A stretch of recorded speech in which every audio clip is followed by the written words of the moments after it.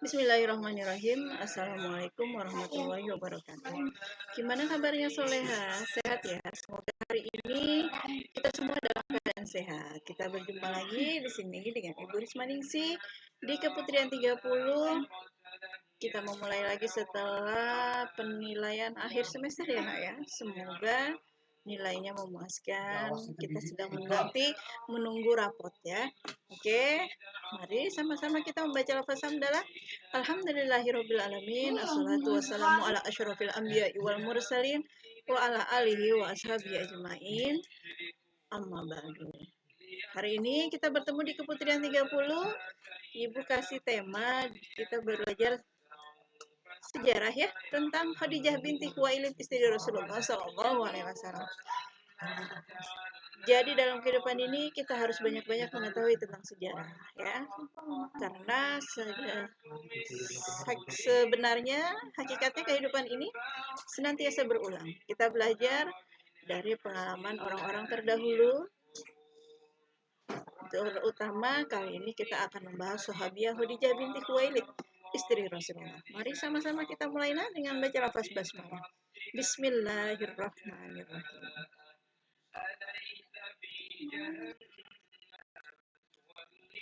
Nah, ini Khadijah binti Khuwailid merupakan istri pertama Nabi Muhammad. Nama lengkapnya adalah Khadijah binti Khuwailid bin Asad bin Abdul Uzza bin Qusay. Khadijah Al-Kubra, anak perempuan dari Khuwailid bin Asad dan Fatimah bin Zaidah, berasal dari kabilah Bani Asad dari suku Quraisy, kelahiran ke-555 Masehi di Arab Saudi. Meninggal pada tanggal 22 November 619 Masehi di Mekah, Arab Saudi. Ini merupakan Khadijah binti Khuwailid merupakan pasangan baginda Nabi Muhammad. Tempat pemakaman Khadijah binti Khuwailid ini ada di Jannatul Mu'alla, Mekah, Arab Saudi. Semoga kita bisa mengunjunginya ya, Nak ya. Anaknya dari Khadijah binti Khuwailid adalah Fatimah Az-Zahra, Zainab binti Muhammad, ya, dan lainnya. Orang tuanya adalah orang tuanya Khadijah binti Khuwailid, yaitu Khuwailid bin Asad. Jadi Khuwailid ini diambil dari nama bapaknya ya, binti anaknya si Pak Khuwailid ini ya, bin Asad. Fatimah binti Zaidah. Ini sekelumit sejarah tentang biografi Khadijah binti. Dari Ibnu Abbas radhiyallahu anhu berkata, bahwasanya Rasulullah SAW bersabda, para wanita penghuni surga setelah Maryam adalah Fatimah binti Muhammad, Siti Khadijah binti Khuwailid, dan Siti Asiyah istri Fir'aun. Pertama adalah Maryam ya. Setelah Maryam. Jadi para wanita penghuni surga setelah Maryam. Jadi pertama itu Maryam, kedua adalah anaknya Nabi Fatimah binti Muhammad, ketiganya Siti Khadijah, dan Siti Asiyah istri Fir'aun.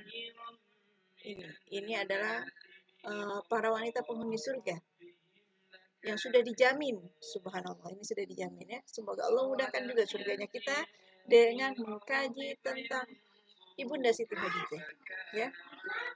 Dimana kita tahu nanti kita akan bahas juga ya, nanti tentang Siti Maryam, tentang Fatimah, dan kali ini kita tentang Siti Khadijah binti Khuwailid. Dan juga nanti kita akan mengkaji juga dengan tentang Siti Asiyah istri Firaun yang ternyata istri suaminya bukan golongan orang soleh, tapi dia dijamin masuk surga. Subhanallah. Ada apa? Bagaimana akhlaknya? Nanti kita pelajari ya. Nanti kita bahas. Bersabda Rasulullah Sallallahu Alaihi Wasallam, wahai Khadijah, ini malaikat Jibril telah datang dan menyuruhku untuk menyampaikan salam dari Allah Subhanahu Wa Taala kepadamu dan memberikan kabar gembira kepadamu dengan rumah yang terbuat dari kayu, tidak ada keributan dan rasa capek di dalam. Ya, biasanya secara naluri manusia itu senang yang alamiah ya. Walaupun semakin kaya, biasanya bikin bangunannya lebih interiornya senangnya dari kayu, ingin nuansa alamiah ya. Semakin rumahnya kaya, tapi semakin ingin miniaturnya seperti kayu ya. Bahkan ini dijanjikan lagi, tidak ada keributan dan rasa capek di dalam. Biasanya perempuan itu tidak jauh-jauh dari rasa capek, ribut, ngurusin anak-anak ya. Biasanya kita suka lihat, mungkin kalian suka lihat ya ibunya ya. Sebaik-baik wanita langit adalah Siti Maryam binti Imron, dan sebaik-baik wanita bumi adalah Siti Khadijah binti Khuwailid. Nah, subhanallah, kita akan membahas sebaik-baik wanita di bumi. Bagaimana sejarah, gimana kisahnya, bagaimana kepribadiannya. Mudah-mudahan Allah mudahkan juga surganya kita. Amin ya rabbal alamin. Kita belajar sejarah, kita lihat sejarahnya tentang latar belakangnya Khadijah. Bagi masyarakat suku Quraisy waktu itu mempunyai anak perempuan merupakan sebuah aib. Banyak dari mereka yang mengubur hidup-hidup anak perempuan mereka, bahkan sebelum sang bayi merasakan udara dunia. Namun tidak demikian dengan Khuwailid bin Asad. Kehadiran bayi perempuan di tengah keluarganya disambut dengan sukacita. Khuwailid bin Asad menamai putrinya Siti Khadijah. Nama lengkap sang bayi itu adalah Siti Khadijah binti Khuwailid bin Asad bin Abdul Uzza bin Qusay bin Kilab al-Quraisyah al-Asadiyah. Nah, ini ya. Ini silsilah keluarganya dari Khadijah bin Khuwailid. Cantik, kaya, dan dari keluarga terpandang membuat Siti Khadijah menjadi bunga di Mekah. Udah orang cantik, kaya pula, dari keluarga yang terpandang pula. Semuanya ini layak untuk dimiliki. Ini menjadi perempuan dambaan semuanya ya. Banyak bangsawan dan saudagar kaya berebut ingin meminangnya. Namun yang mampu memenangkan persaingan dan ketat tersebut adalah Abu Hallah bin Zuroroh At-Tamimi. Ya, ini suami pertamanya Siti Khadijah, yaitu Abu Hallah bin Zuroroh At-Tamimi. Pasangan ini dikaruniai 2 orang anak yang diberi nama Hallah dan Hindun. Namun sayang, pernikahan itu tidak panjang usianya. Abu Hallah meninggal dunia dengan meninggalkan anak dan harta yang banyak untuk Siti Khadijah. Nah, Khadijah menjadi seorang janda kaya. Ya, Siti Khadijah memutuskan untuk menerima pinangan Atik bin Aid. Ya, akhirnya berselang beberapa lama kemudian, saatnya sudah waktunya, dia masih tetap membutuhkan, karena dia jadi seorang saudagar kaya, perempuan yang kaya, dia tetap membutuhkan seorang suami, ya, untuk menemani dia menjalani kehidupannya. Apalagi dia adalah seorang pebisnis woman, ya. Akhirnya dia menerima pinangan Atik bin Aid al-Makhzumi. Namun lagi-lagi Allah menguji kekuatan mental Siti Khadijah. Suami keduanya pun meninggal dunia. Ya. Khadijah menerima takdir, tetap memandang ke depan. Masa depannya tetap dia pikirkan, tidak menjadi orang-orang yang putus asa dan merasa sedih, tapi tetap semangat menghadapi kehidupan ini.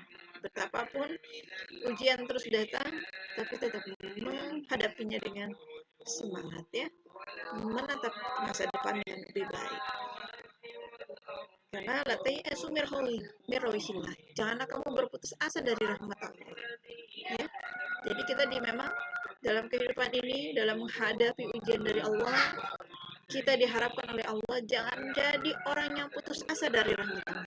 Teruslah berjalan. Ujian ini memang akan terus menghampiri kehidupan kita. Tetapi jangan pernah menjadikan kita putus asa. Karena Rabbmu senantiasa memandang kita. Rabb senantiasa membimbing kita. Kalau kita pun ingin terus mengikuti bimbingan Allah, tapi kita keluar dari syariat Allah, maka kerugianlah tentunya yang akan kita dapatkannya. Apalagi sampai membuat kita menjadi putus asa dari rahmat Allah. Merasa ditinggalkan Allah. Merasa takdir Allah begitu kejam. Nauzubillah min dzalik. Semoga Allah senantiasa membuat kita wanita-wanita yang semangat ya nak ya. Siti Khadijah mempunyai harapan lebih kepada Muhammad. Nah, setelah menurut kisahnya ya, Nabi Muhammad ini ikut berbisnis juga dengan Khadijah binti Khuwailid. Di mana Khadijah ini adalah bosnya ya. Melalui perantaraan Nafisah binti Munia, Siti Khadijah mengungkapkan keinginannya untuk bisa mengenal lebih dekat dengan Muhammad bin Abdullah. Nafisah binti Mulia mafhum dengan maksud Siti Khadijah dengan mas kawin 20 ekor unta muda. Muhammad bin Abdullah menikahi Siti Khadijah binti Khuwailid. Wali dari Siti Khadijah diwakili oleh pamannya yang bernama Amr bin Asad, sedang dari pihak Muhammad bin Abdullah oleh Abu Thalib dan Hamzah. Perbedaan usia yang cukup jauh, sekitar 15 tahun, serta kesenjangan ekonomi yang lebar antara mereka berdua tidak menghalangi Muhammad bin Abdullah dan Siti Khadijah membangun rumah tangga yang penuh berkah.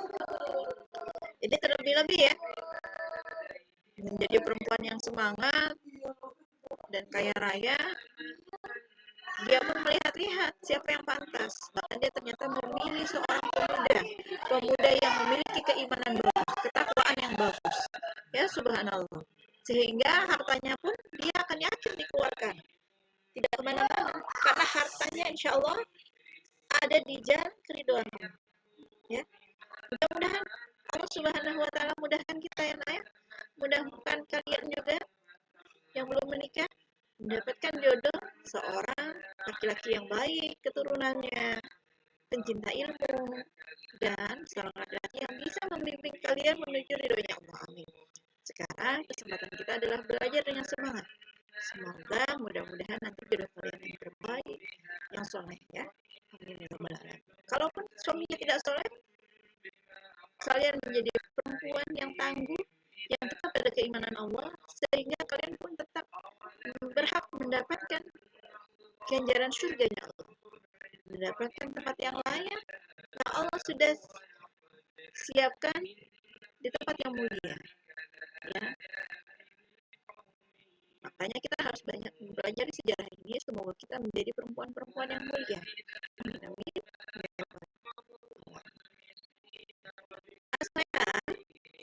Allah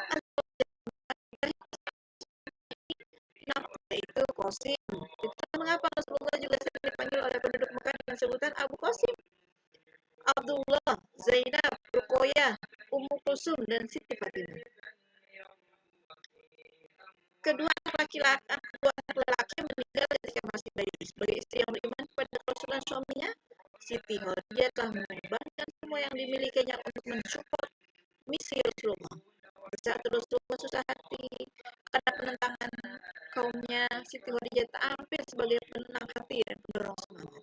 Ketika Rasulullah membutuhkan dana untuk dakwah Islam, tanpa ragu Siti Khadijah memberikan seluruh harta kekayaannya untuk diinfakkan di jalan Allah Subhanahu wa taala. Subhanallah ya, mulianya ketika kita menjadi orang yang semangat dan ketika Allah titipkan kepada kita, diuji kita dengan rezeki, maka seorang wanita yang cerdas, seorang wanita yang soleh, dia tidak akan merasa rugi ketika hartanya harus disalurkan di jalannya Allah. Ya, oke, ini dari Khadijah binti Khuwailid.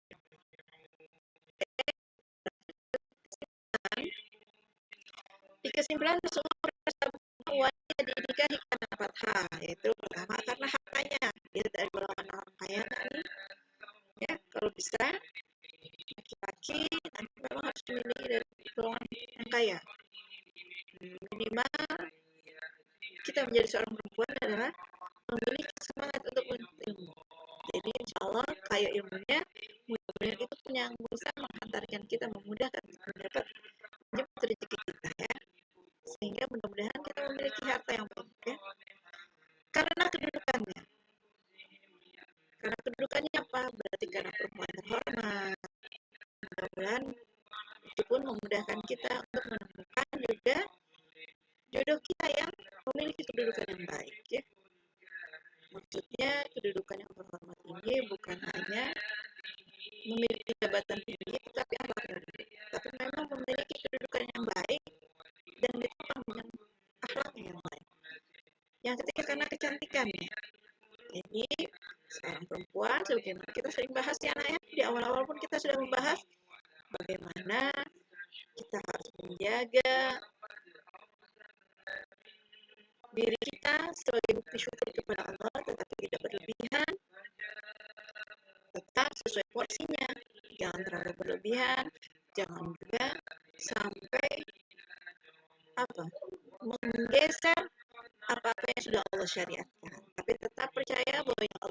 adalah baik untuk kita. Kalaupun kita harus merawat diri kita, itu adalah hanya bukti rasa syukur kita kepada Allah untuk bisa merawat agar tetap bisa baik. Tapi jangan selalu membuat ini mempunyai situasinya ya nak ya. Dan yang keempatnya karena agamanya. Nah ini mudah-mudahan dengan kita mengkaji keputrian ini bisa makin membaguskan agama kita di Indonesia, bahwa agama itu adalah nasihat. Makanya kita dalam keputrian ini banyak mempelajari tentang berbagai macam nasihat, mudah-mudahan menjadikan agama kita semakin bagus. Semoga Allah meridhoi kita. Maka pilihlah yang beragama agar berkah kedua tangan. Nah, yang dipilih adalah sebenarnya wanita itu yang memiliki agama. Karena wanita yang memiliki agamanya bagus, maka dia tidak mudah diterpa dengan ujian. Dia akan menjadi wanita tegar, wanita hebat, wanita semangat menghadapi kehidupan, tidak mudah goyah, tidak mudah rapuh ketika Allah memberikan ujian, baik itu ujian kesenangan maupun ujian keburukan. Sebagaimana Khadijah ya, diberikan kekayaan, jangan sampai membuat dia marah terlena. Akhirnya dia hambur-hamburkannya duit untuk hal-hal yang tidak berguna, ya, tetapi dia tetap berusaha tetap pada relnya, yaitu keridhaan Allah. Menikahlah ketika memang butuh suami, memang pada hakikatnya naluri wanita butuh pendamping, maka menikahlah. Dan menikah pun jangan asal menikah ya, tapi dia mengikuti syariatnya. Harus ada walinya dengan pernikahan yang sah. Usahakan laki-laki itu pun laki-laki yang soleh juga ya, agar bisa menghantarkan dia pun mudah untuk mendapatkan ridhonya Allah. Kalaupun tidak soleh laki-lakinya, harus kitanya semuanya harus mampu mengarahkan menuju ridhonya Allah. Sudah siapkah? Oke, itu adalah pilihan anak ya. Oke, nobody is perfect, tapi Siti Khadijah adalah pengecualian. Dia mempunyai harta yang banyak sebelum menikah dengan Rasulullah. Dia juga berasal dari keluarga yang terhormat. Kecantikannya pun diakui seantero penduduk Mekah. Dan agama, fakta sejarah berbicara bahwa Siti Khadijah adalah orang yang pertama kali menyatakan keislamannya di hadapan Rasulullah. Bahkan keislamannya pun tidak ada celahnya. Siti Khadijah memberikan seluruh yang dia punya untuk kejayaan Islam, mulai dari harta, cinta, dan nyawa. Semoga kita bisa mengikuti jejak Siti Khadijah, walaupun mungkin secara kualitas tidak bisa sebanding dengannya. Amin ya robbal alamin. Mudah-mudahan Allah mudahkan ini menjadi inspirasi hidup kita yang lain untuk menjalani hari-hari ke depan. Semoga kita menjadi wanita yang selamat di dunia dan akhirat.